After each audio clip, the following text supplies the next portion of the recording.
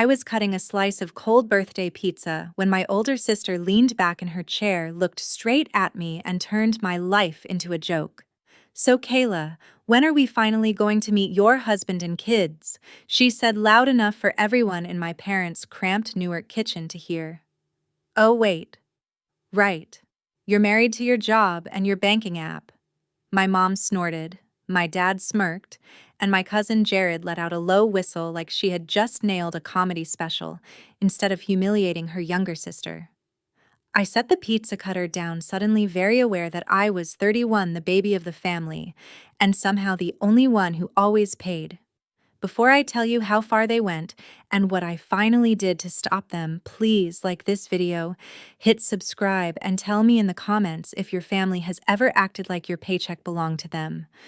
Because I need to know I am not the only one living this.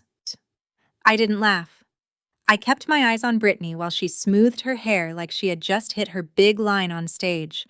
The sagging cabinets, leaning stack of paper plates, and greasy pizza boxes blurred into the background I had been quietly keeping afloat for years. "Where's your money, Brittany?" I asked, keeping my voice steady even though my chest felt tight. "Oh, that's right. It's my money. The rent I covered when you were between jobs. The credit card bill when you forgot your minimum. The cash for Dad's prescriptions. The deposits for that big food truck dream." The laughter vanished so fast the room went hollow. My mom's hand stalled around her soda can. My dad's jaw locked. Jared stared at the table. "I have been bailing this family out for years," I said. "Tonight, that ends. No more transfers. No more last-minute rescues. I am done." The only sounds left were traffic outside on the Newark street and the tired hum of the fridge I had helped pay to repair. On the drive back to my studio near downtown, the streetlights smeared across the windshield while my mind replayed every half-joke and guilt trip I had ever swallowed in that kitchen. By the time I climbed the stairs, the hot rush of anger had cooled into something heavier and more solid. I dropped my keys in the bowl by the door, kicked off my shoes, and stared at my laptop like it was about to testify against me. When I opened my banking app, I already knew I would not like what I saw, but seeing the numbers lined up was different from vague guilt. Each statement felt like a confession I had not meant to write: transfers, instant payments, cash withdrawals that matched every call, starting with "You're the only responsible one, Kayla." A light bill here, grocery money there, an emergency repair for my mom's car that had somehow become my job every single time. Scrolling through months that turned into years, I started seeing a pattern I had been too tired to name. This wasn't a handful of generous moments. It was a structure. My parents and Brittany moved through every crisis knowing there was a softer landing on my side of the screen. I could practically label each transaction the way they had framed it out loud. "Keep the lights on. Don't let the landlord get mad. Help us get the deposit for the truck. It's an investment." None of it looked dramatic alone, but together it read like a story I had never agreed to star in. I had no idea what I had sacrificed any more weekends. I skipped trips with friends, classes I kept saying I'd take next year, the idea of saving for a place that was more than this tiny studio. Being the younger daughter had turned into being the built-in problem solver, and I had let it happen, one transfer at a time. What rattled me most was how automatic it had all become. My mom rarely asked directly. She just sighed loud enough for the phone microphone to catch how the rent went up, or the truck's engine sounded off again. My dad muttered about bills and landlords who didn't understand good people. Brittany texted with emojis and half-formed plans, just until the truck really starts making money, Kay. Every one of those conversations ended the same way, me saying, "I'll see what I can do," while my hand already reached for my card like it was part of the family first aid kit. Sitting there in my dim Newark kitchen, I realized no one had ever asked what any of this cost me beyond the number at the bottom of the screen. I wasn't just trying to be a good daughter. I had been trained to react before I even considered whether anything was fair and responsible, had turned into a role I never agreed to carry forever. That realization hung in the room like a heavier kind of silence, one that felt more honest than anything we had shared at that birthday table. I pulled older statements, the ones I usually let pile up unread, and saw the bigger charges I had quietly shoved to the back of my mind, the chunk of money I lent when they wanted to wrap the truck in custom graphics, the cash I fronted when the fryer broke, and they swore it was the last hurdle before they really got rolling. The dates traced back almost 7 years, right to when I started my current logistics job, and my parents realized my paychecks hit like clockwork. My phone lit up on the table, my mom, then Brittany, but I turned it face down and let it buzz. For once, I let the silence stay instead of racing to fill it with solutions. I promised myself I was not going back to the little sister who fixed everything quietly and got mocked for it later. Late the next morning, the Newark light looked gray and too sharp, at the same time when my phone rang again, this time from a number I did not recognize. I almost sent it to voicemail, but something in my gut pushed my thumb to accept. The woman on the line used that careful tone people save for bad news. She said she was with a business lender that worked with small ventures in New Jersey and needed to discuss late payments on a loan in my name. My stomach dropped. What loan? I asked. She read an account tied to my social security number and current address, then said it belonged to a business called Brooks Family Bites. For a second, I honestly thought she had the wrong person, because that was just a nickname Brittany had thrown around. I told the caller I had never applied for any business loan in my life. There was a pause. Then she said, I should come in with identification so we could review the file together. A few hours later, I walked into their office, one of those glass buildings near the train tracks you never really notice until you need it. A representative led me into a small conference room and slid a stack of documents across the table like we were about to close on a house. Every line on the first page was my name, date of birth, social security number, address, except the email was slightly off, and the phone number belonged to my parents' place. The loan amount sat in the center of the page like a threat, enough to buy and refurbish a used food truck, and enough to wreck my credit if it actually belonged to me. Then I saw the signatures. The one next to my printed name looked like someone had practiced copying me, smoothing my usual quick strokes into slow, shaky loops. Underneath, in smaller print, were two names I knew too well: Brittany Brooks and Jared Mendoza, listed as co-owners. The representative calmly walked me through the timeline. Application submitted online. Identity documents uploaded. Digital signature from an email that was almost but not quite mine. Funds deposited into an account under the business name that did not belong to me. My parents' address appeared again in the mailing section, sitting there on the page like a quiet admission.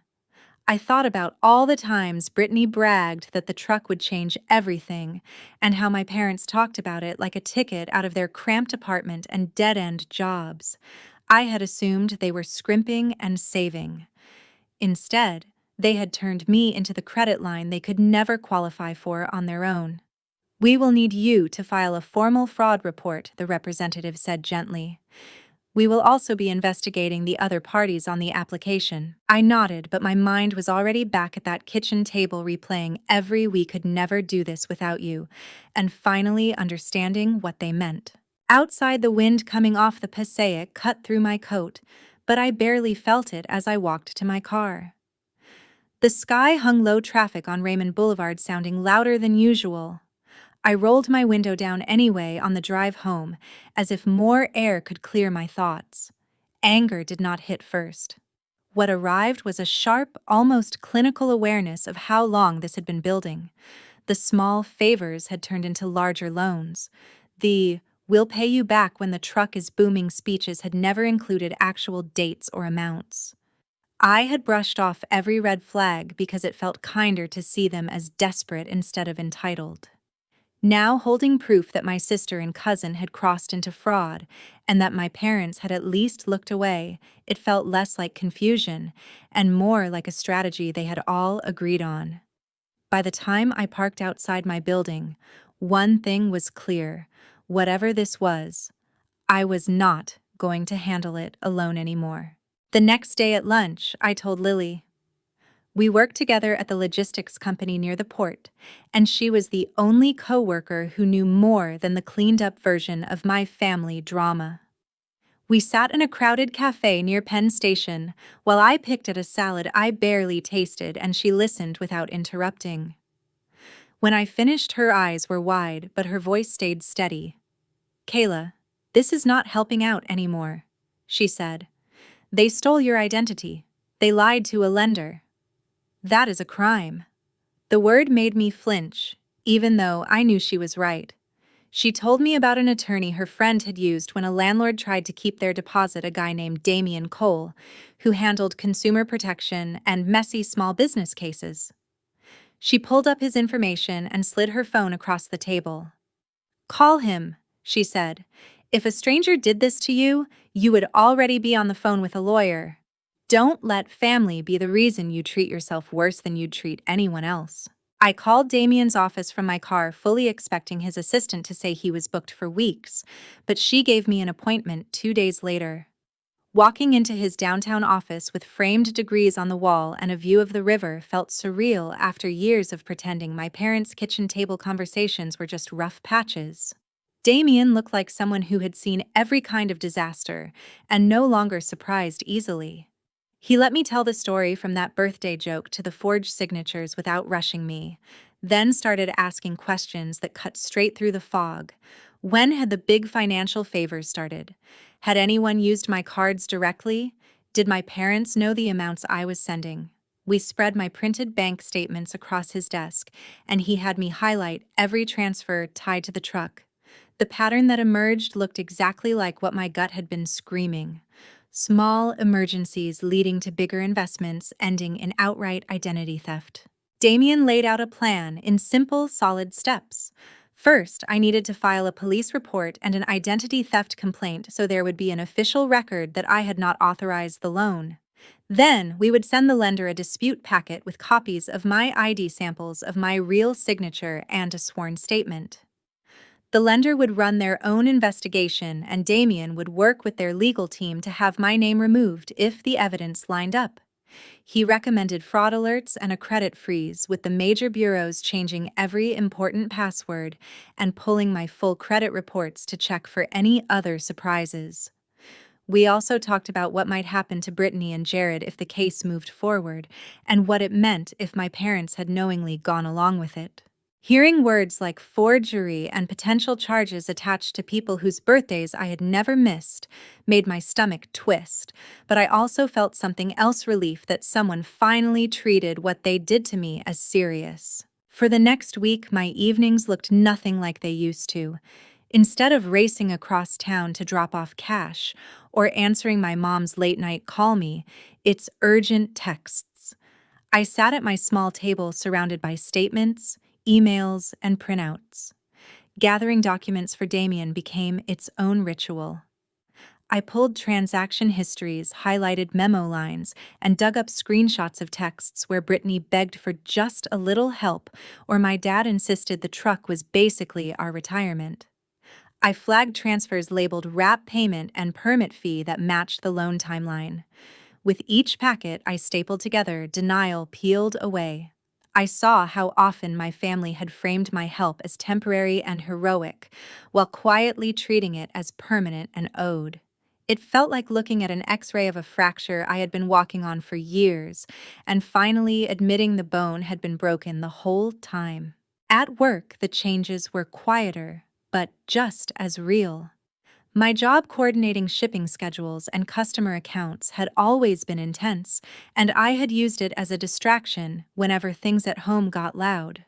Now, with my phone on silent and my evenings not swallowed by their emergencies, I realized how much energy I had been pouring into problems that were never really mine.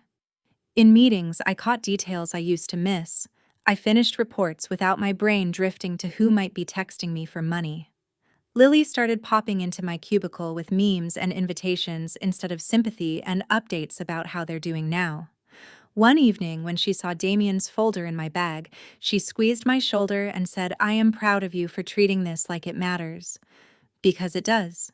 That simple sentence stayed with me longer than any nervous thank you my mom had ever managed after a transfer hit her account. Following Damien's security advice gave me control over parts of my life I had treated like an open door. I sat on hold with credit bureaus filed reports with the Federal Trade Commission and froze my credit so no one, not even me, could open new accounts without jumping through verification hoops. The lender flagged the Brooks Family Bites loan as disputed and started their review. Damien sent a letter confirming I would cooperate fully and that I had not received a single dollar from that money. Meanwhile, my phone filled with missed calls and voicemails from my mom from Brittany, and from numbers I recognized as Jared's latest burners. I didn't listen to any of them all the way through. Each time I watched a call time out without answering, it felt less like avoidance, and more like finally enforcing a boundary that should have existed years ago. The first face-to-face fallout came when Jared showed up outside my building without warning. I saw him pacing through the lobby glass in the same hoodie he had worn at my dad's birthday. And for a second, I thought about pretending I wasn't home. Then I remembered my forged signature on that loan and walked downstairs. "You have to fix this," he said as soon as I opened the door. "The bank's coming after us. We're family. You can't just hang us out to dry because you're mad." The word "us" landed hard. I asked him directly if he had filled out the loan application. He shifted his weight, then tried to sell it as a favor. "You knew we needed help. You've always helped. We just made it official." Hearing him describe my stolen identity as a formality lit a rage I had kept on a low simmer for years. I told him clearly that using my social security number and signing my name without permission was not making it official. It was identity theft. It was fraud. He rolled his eyes and said I was being dramatic, that nobody went to jail over a little paperwork. When I mentioned that Damien was already talking to the lender's legal team, his expression changed. In his scramble to defend himself, he admitted that my parents knew how the loan had been set up and that Brittany had been the one to sign for me because, in his words, "you never would have said no if you understood what was at stake." That line almost made me laugh because the whole point was they had never given me the chance to say anything. I told him I was not stopping the investigation, I was not taking on the debt, and he needed to leave. He called me selfish on his way out. The word slid off more easily than I expected. When I told Damien about the visit, he wrote down every detail. Who knew what and when mattered. That night, I went home and, for the first time in longer than I could remember, made myself a real dinner instead of grabbing whatever I could on the way back from my parents' place. Standing at my own counter chopping vegetables with my phone in the other room felt like an act of rebellion. Later, I took a slow walk through my neighborhood, past row houses and corner bodegas, the air sharp with cold and the sky orange from streetlights. Newark still wasn't glamorous, but for the first time it felt like my city instead of just the backdrop for everyone else's emergencies. As the days passed, I noticed my shoulders didn't jump every time my phone buzzed. My body was finally learning that not every vibration meant someone else's crisis had become my job again. Over the next several weeks, the investigation moved in quiet but important steps. The lender finished their review and sent a letter confirming that the signature on the loan did not match mine and that they accepted my fraud claim. They removed me as a responsible party on the debt and notified Brittany and Jared that the account would be treated as delinquent and sent to collections in their names only. Damien forwarded the letter with a short note. "This part is over for you. They will have to handle the rest."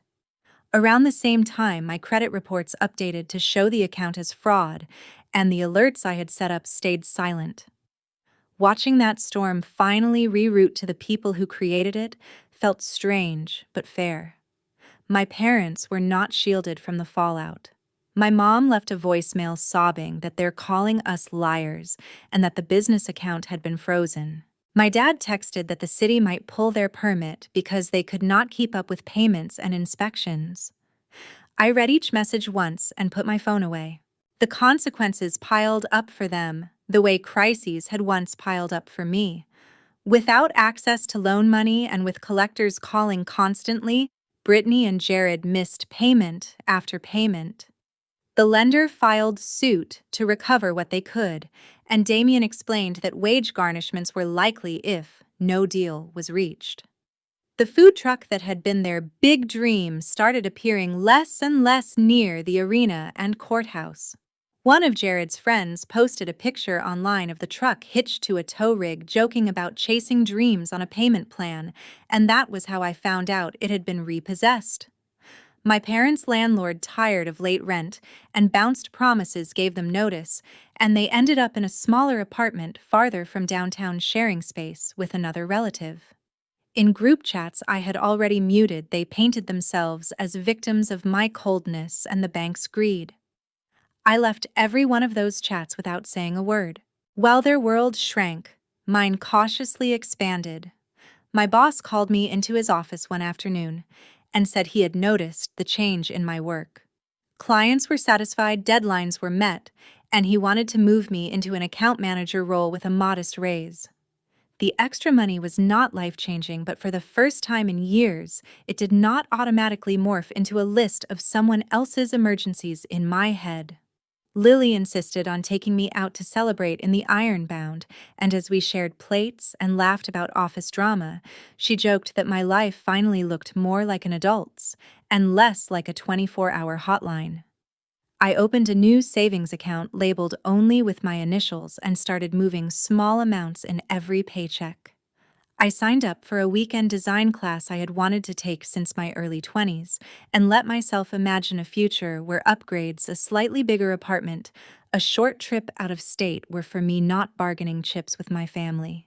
Almost a year after that birthday pizza, Damien called with a final update.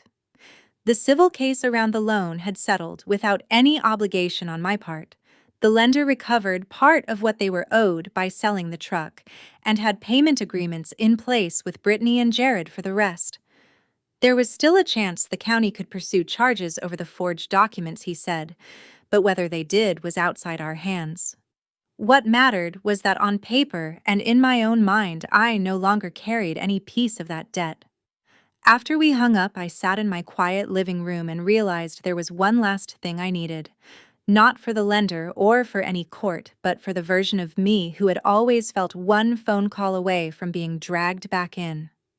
I needed to look my family in the eye one more time and tell them clearly that I was done. A few days later, I drove to their new apartment, a worn building that smelled like cooking oil and old carpet. The front door stuck the same way the old one had, and muscle memory pushed me to want to straighten everything I could see, through the crack-piled mail shoes scattered by the matte dirty cups on the table. I forced myself to walk in and sit down instead. The kitchen table was buried under envelopes, collection notices, legal letters, discount flyers. My mom hovered by the sink, eyes swollen. My dad sat hunched with his hands clasped.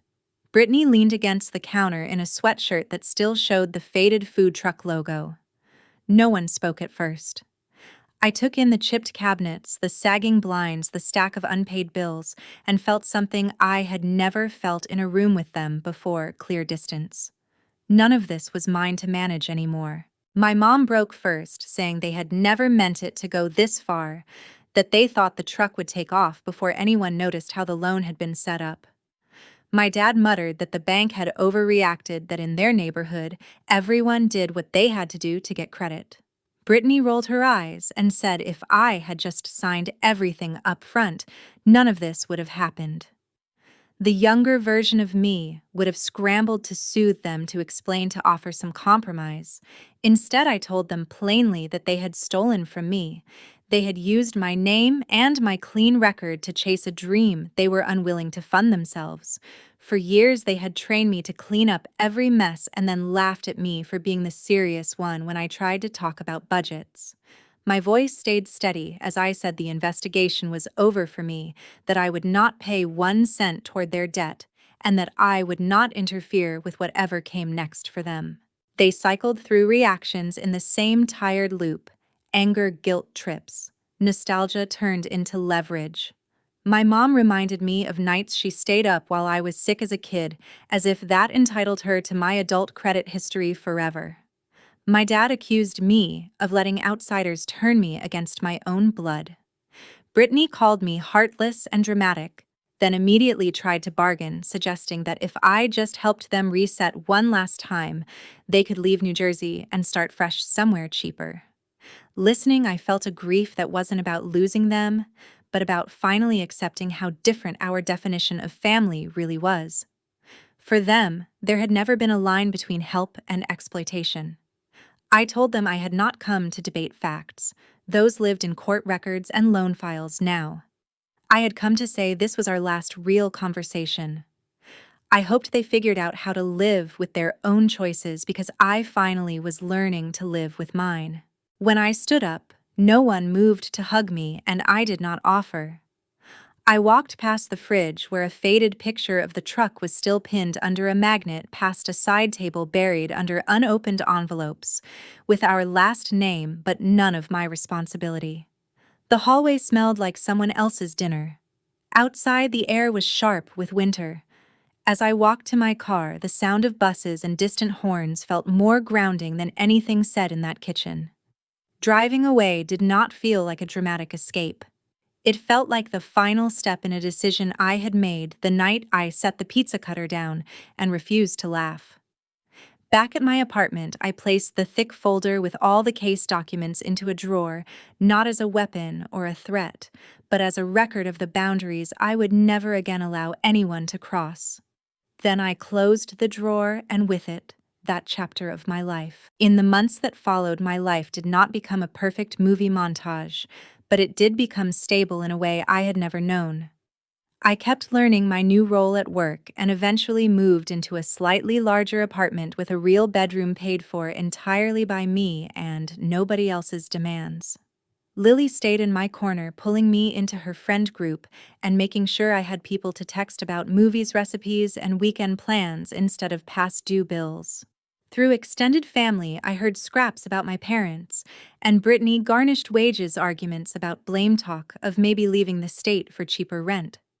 Every so often, an email from a new address popped into my inbox, starting as an apology and ending as a plea for help. I did not respond. I blocked each sender and went back to whatever I had been doing before they tried to pull me back under. Looking back now, the lesson is sharper than any final notice letter. Being the younger daughter, the responsible one, does not mean you owe your family your savings, your credit score, or your future. Love does not require signing your name under someone else's risky dream, especially when they are willing to forge it without you. Loyalty does not mean shielding people from the consequences of choices they made with full knowledge and zero regard for you. I do not forgive them, and I have no plans to. Forgiveness for me would mean cracking open a door I fought hard to shut, and I refuse to live that story again. I have no contact with them now, no calls, no visits, no quiet check-ins on holidays, and that distance is not cruelty. It is self-protection, the foundation for a life that finally, completely belongs to me. If you see yourself in any part of this, I hope you hear this clearly. You are allowed to outgrow the version of yourself everyone counted on to keep sacrificing. You are allowed to say no, even if the people asking share your last name. You are allowed to refuse to sign, to refuse to pay, and to refuse to let family erase every boundary you try to set. Walking away from them was not the collapse of my family. It was the beginning of my life. Thank you for listening to my story. If you have ever had to choose between your own future and someone else's demands, tell me in the comments what you did or what you wish you had done. And remember to like and subscribe so more people who need this can find it.